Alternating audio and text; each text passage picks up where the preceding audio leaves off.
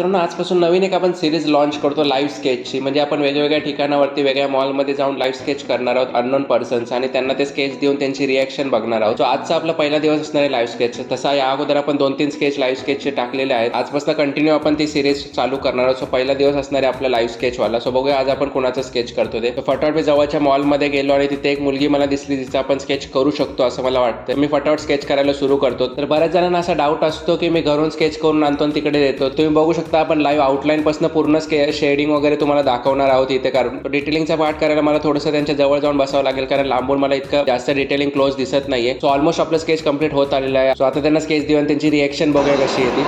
Excuse me, ते तुमच्यासाठी आवडला.